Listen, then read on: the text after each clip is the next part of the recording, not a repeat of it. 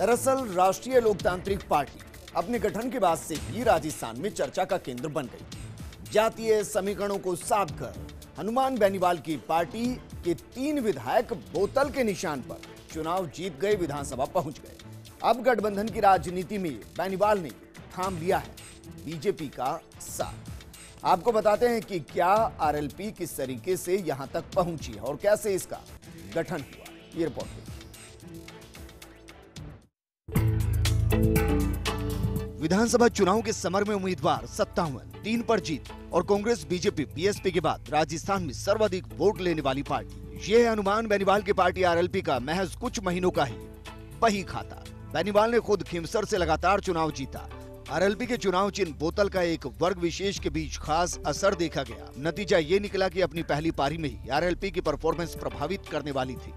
RLP क्यों आई, इसे लेकर सवाल कई उठे, मगर कांग्रेस पार्टी को किसी पार्टी ने सर्वाधिक नुकसान पहुंचाया तो वो हनुमान बेनीवाल की पार्टी ही रही। आरएलपी ने 2.34% मत प्राप्त किए। आरएलपी को 8 लाख से ज्यादा मत प्राप्त हुए। हालांकि आरएलपी से बीजेपी को भी नुकसान उठाना पड़ा।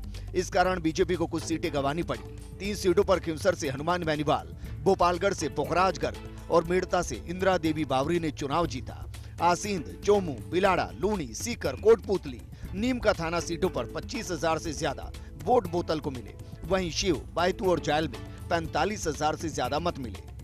मारवाड़ में कुछ सीटों पर आरएलपी के कारण हुआ नुकसान। भोपालगढ़, मेड़ता, आसींद, चोमू, फुलेरा जैसी सीटें हाथ ने बोतल के कारण हारी। कांग्रेस की परंपरागत जाट वोट बैंक में आरएलपी ने सेंध लगाई। जेएमएम समीकरण पर चलते हुए बेनीवाल ने पहुंचाया नुकसान। करीब 20 से 25 सीटों पर आरएलपी ने कांग्रेस को नुकसान पहुंचाया। अब बुलंद हौसलों के साथ हनुमान बेनीवाल फिर तैयार है। आरएलपी एक बार फिर चुनावी समर में उतरने को तैयार है। साथ मिलेगा भारतीय जनता पार्टी का। बेनीवाल नागौर से लोकसभा चुनाव के समर में एनडीए के प्रत्याशी के तौर पर उतरेंगे। इन लोकसभा सीटों पर मजबूत होगा कमल। नागौर, बाड़मेर, जैसलमेर, बीकानेर, श्रीगंगानगर, हनुमानगढ़, चूरू, सीकर, झुंझुनू, जयपुर देहात और अजमेर। राजस्थान की राजनीति में थर्ड फ्रंट का हस्तक्षेप अधिक नहीं रहा। यही कारण है कि हनुमान बेनीवाल ने बीजेपी के साथ जाने का निश्चय किया है। फर्स्ट इंडिया के लिए योगेश शर्मा की रिपोर्ट।